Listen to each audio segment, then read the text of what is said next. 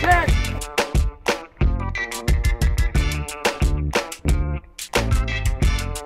The Chiefs' 2012 offseason program has begun, and with us on Coach's Corner is strength and conditioning coach Mike Clark. Coach Clark, it's finally underway. You didn't have an offseason program last year. You're pumped to have one really for the first time in 2 years now. It seems like it's been longer than that, and I can assure you some of the reactions of the players will be like it's been longer than that too. This first, I guess it's 3 phases now under the new CBA. So this is phase 1, and for fans that don't understand the phase, really, it's 2 weeks of just strength and conditioning.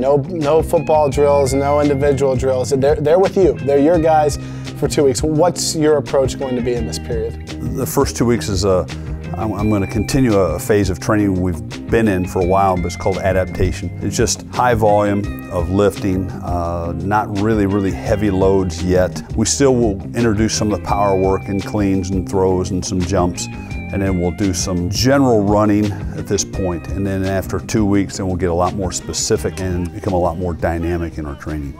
I remember when you first came in and guys got their first taste with you, and I was talking with them in the locker room, and they'd say, we're doing stuff I've never done before. I've never seen it. Like, man, is that what you're talking about with the dynamic? Is that kind of the feel? Is it some stuff that maybe guys who haven't worked with you are going to be surprised at how their body feels after they work out a bit?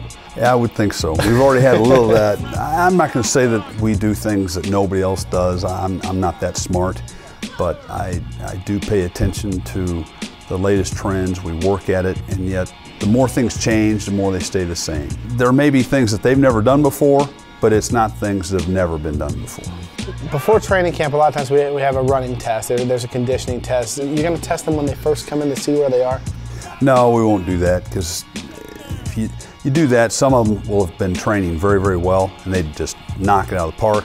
Others probably not so well, and you're risking an injury at that point. So no, I don't think we'll do that. I think what we'll do is we'll just start training like we normally would.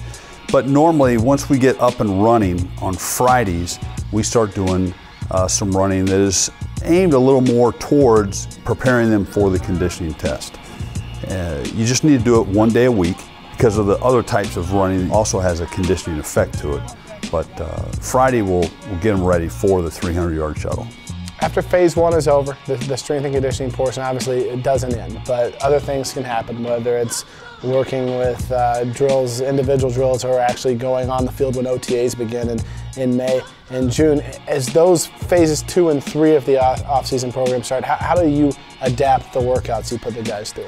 Well, phase 2, still the most important thing we'll be doing is training, running, lifting, and we're going to try to be developing them to make them better athletes, faster, more powerful, so they can accelerate faster, stop faster, change directions faster. So when I said that training gets more dynamic, that's when those workouts will take place. Coach Grinnell talked about Tony Miyake, Eric Berry, Jamal Charles, and coming off their injuries, and how he'll proceed with caution and slow with them this spring. Make sure they don't push back too fast, re-injure themselves. How is each different player and what they're coming off of affect you and what your plan is for them?